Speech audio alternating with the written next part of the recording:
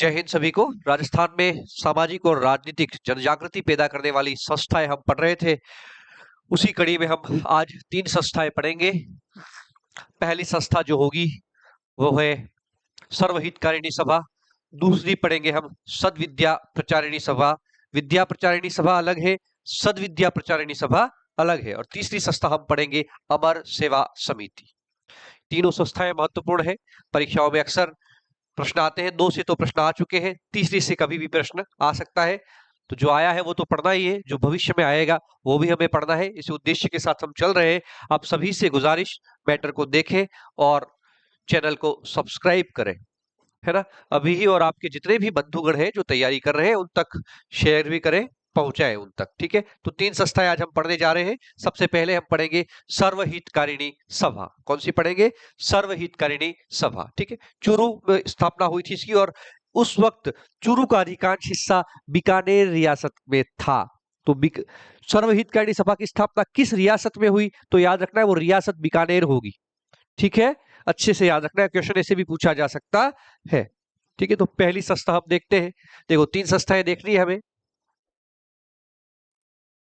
कितनी संस्थाएं देखनी है? 3 संस्थाएं हमें देखनी है। सर्वहितकारिणी सभा देखनी है, सद्विद्या प्रचारिणी सभा देखनी है और अमर सेवा समिति देखनी है। अब हम देखते हैं सबसे पहले सर्वहितकारिणी सभा। देखो, तो सर्वहितकारिणी सभा जो है उसकी स्थापना कब हुई है? तो 1907 में सर्वहितकारिणी सभा की स्थापना होती है चूरू में, ठीक है। संस्थापक होते हैं स्वामी गोपाल दास, सहयोगी होते हैं कन्हैयालाल ढूंढ और पंडित श्रीराम मास्टर, ठीक है। किससे प्रभावित थी? तो याद रखना ये संस्था जो है वह आर्य समाज से प्रभावित थी। किससे प्रभावित थी? आर्य समाज से प्रभावित संस्था थी, ठीक है। इस संस्था का उपनाम, इस संस्था को चूरू की कांग्रेस भी कहा जाता था। इसकी राजनीतिक गतिविधियों की वजह से इस संस्था को चूरू की कांग्रेस कहा जाता था। और इसने अन्य कार्य भी किए। इसी संस्था के बैनर तले स्वामी गोपाल दास ने 1912 में चूरू में बालिकाओं की शिक्षा के लिए स्त्री पाठशाला और दलितों की शिक्षा के लिए कबीर पाठशाला की स्थापना की थी। लास्ट में ट्रिक भी देखेंगे कि ये इस संस्था के लिए एक छोटी सी ट्रिक बना रखी, क्योंकि ये एक ऐसी संस्था है जहां से अक्सर प्रश्न आते हैं, ठीक है। तो सबसे पहले देखते हैं स्थापना। स्थापना हमें याद रखना है 1907। कहा?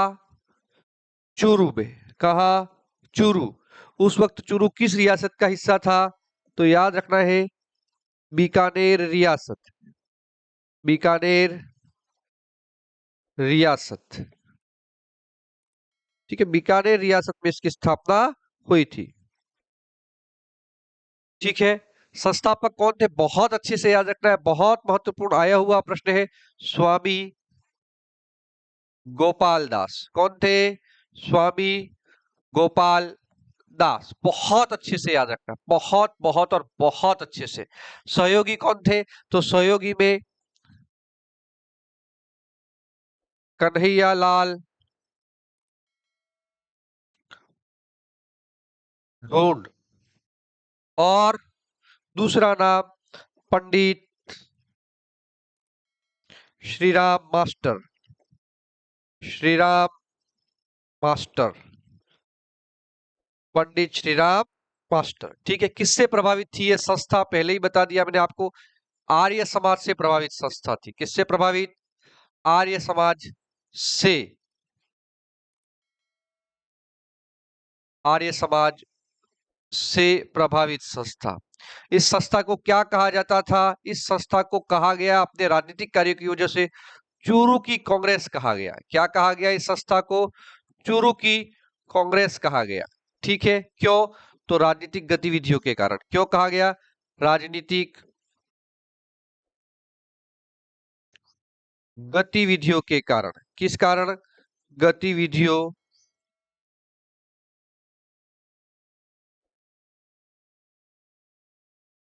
के कारण, ठीक है। इस संस्था के बैनर तले स्वामी गोपाल दास ने पुत्री पाठशाला और कबीर पाठशाला की स्थापना की थी। यह भी हमें ध्यान रखना है, ठीक है। कार्य, इस संस्था के बैनर तले स्वामी गोपाल दास ने, बहुत अच्छे से नाम याद रखना है, स्वामी गोपाल दास ने, इसमें कन्हैयालाल ढूंढ इनके सहयोगी थे, ठीक है। स्वामी गोपाल दास ने चूरू में, वही बीकानेर रियासत का हिस्सा, चूरू में स्त्रियों की शिक्षा हेतु या बालिकाओं की शिक्षा हेतु, स्त्रियों की शिक्षा हेतु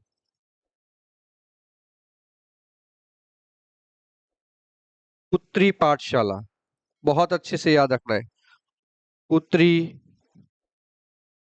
पाठशाला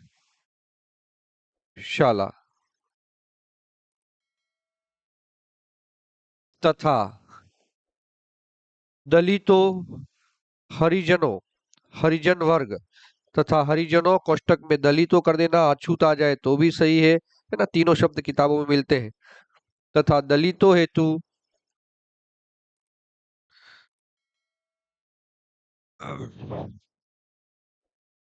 दलितों हेतु कबीर पाठशाला की स्थापना की। किसकी? कबीर पाठशाला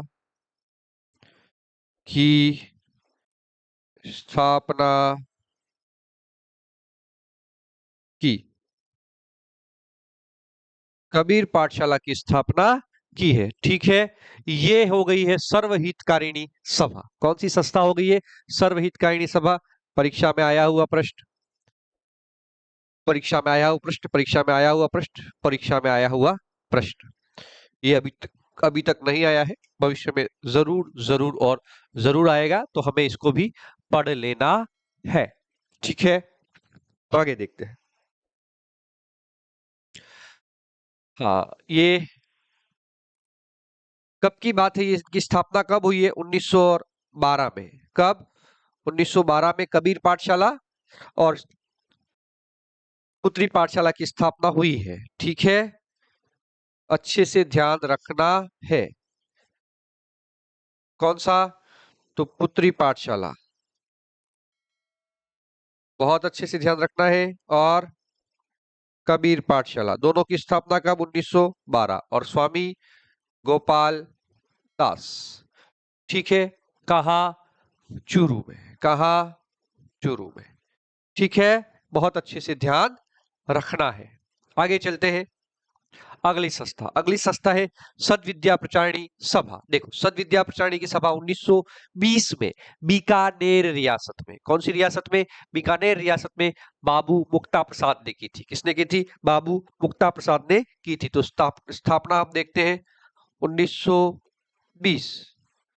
किसने की है? बाबू मुक्ता प्रसाद। किसने की है? बाबू मुक्ता प्रसाद ने, बाबू मुक्ता प्रसाद ने, ठीक है।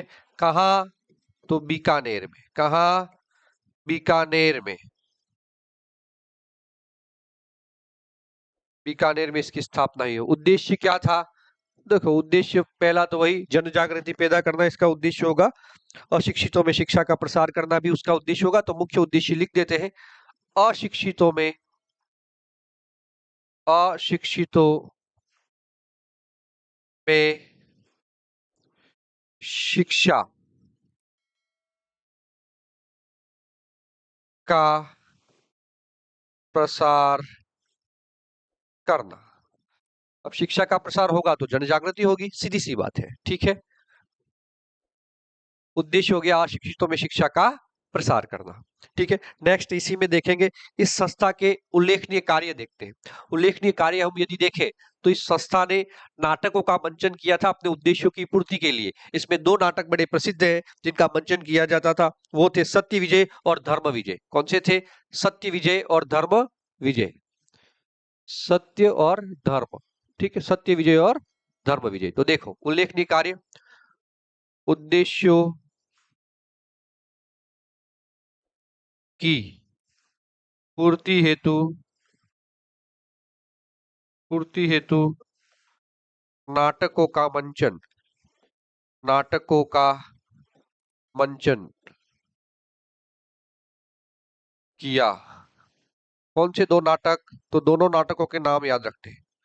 दो नाटक बड़े ज्यादा प्रसिद्ध थे जिनका इन्होंने मंचन किया। एक तो सत्य विजय, सत्य विजय, और दूसरी धर्म विजय। कौन सी? धर्म विजय। सत्य विजय और धर्म विजय, ये दो नाटक थे जिसका ये क्या करते थे? मंचन करते थे। ठीक है, तो ये हो गई सद्विद्या प्रचारिणी सभा। ठीक है, इसकी ट्रिक अगर आप देखना चाहो तो देख सकते हो। चूरू के राम गोपाल ने, चूरू के राम गोपाल ने, गोपाल ने, चूरू के राम गोपाल ने कन्हैया कबीर की पुत्री को, चूरू के राम गोपाल ने कन्हैया कबीर की पुत्री को सर्वहित में गोद लिया, सर्वहित में गोद लिया, सर्वहित में गोद लिया। देखो, चूरू में स्थापना हुई, किसकी स्थापना हुई? सर्वहितकारिणी सभा की स्थापना हुई। ठीक है, किसने स्थापना की? गोस्वामी गोपाल दास ने। सहयोगी कौन? श्री राम मास्टर और कौन? कन्हैया लाल ढूंढ। इस संस्था ने दो शिक्षा हेतु दो संस्थाएं स्थापित की, एक तो कबीर पाठशाला और दूसरी पुत्री पाठशाला। सारा के सारा ये जितना पढ़ा एक लाइन में आ गया है, बस 2 वर्ष इसमें याद रखने। यहां 1907 में, ठीक है, 1907 में चूरू के राम गोपाल ने कन्हैया कबीर की पुत्री को सर्वहित में गोद लिया। तो कबीर और कन्हैया, कबीर और पुत्री में याद रखना 1912।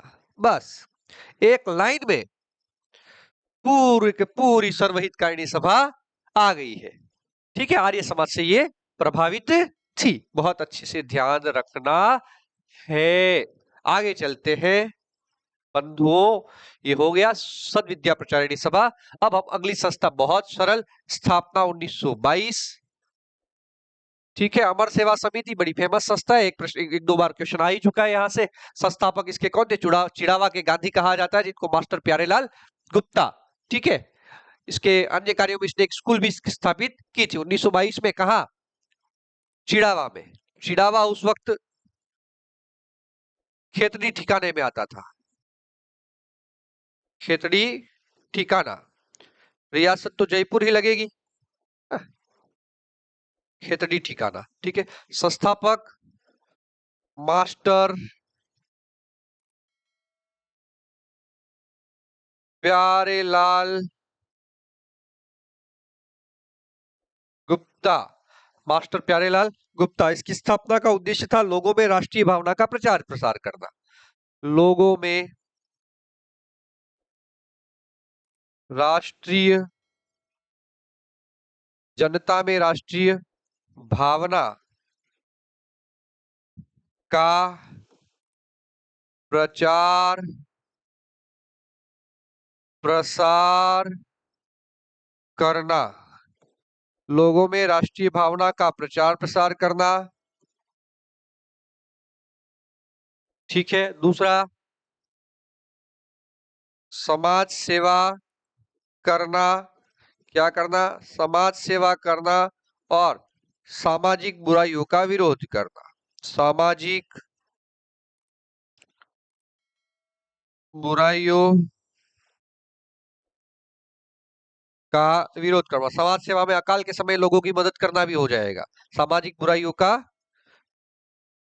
विरोध करना, सामाजिक बुराइयों का विरोध करना। अन्य कार्य देखते हैं।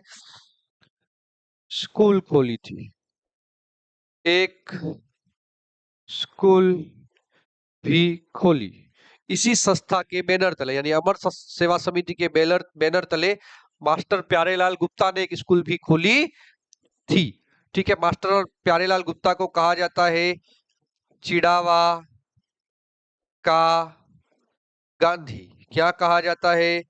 चिड़ावाका गांधी कहा जाता है। क्या कहा जाता है? चिड़ावाका गांधी मास्टर प्यारेलाल गुप्ता को कहा जाता है। आया हुआ प्रश्न, आया हुआ प्रश्न, ये नहीं आया है, ये नहीं आया है, और यहाँ से संभावनाएं कम है। उद्देश्य सामान्य उद्देश्य सबके जो संस्थाओं के होते हैं वो वही है, कोई स्पेशल है नहीं। तो ये यहाँ आ चुका है और आगे भी आता रहेगा, और ये भी आगे भी आता रहेगा। असहयोग आंदोलन के दौरान स्थापित संस्था है ये। ठीक है, तो हो गया ये। आज के लिए इतना ही। 3 संस्थाएं हमने पढ़ी है, धीरे धीरे सारी संस्थाएं हम पूरी कर लेंगे। काफी चीज महत्वपूर्ण संस्थाएं तो हमने कर लिए, कुछ महत्वपूर्ण संस्थाएं बाकी है, जैसे वाल्टर कृत राजपूत हितकारिणी सभा है ना, प्रताप सभा बाकी है, देश हितैषिणी सभा बाकी है ना।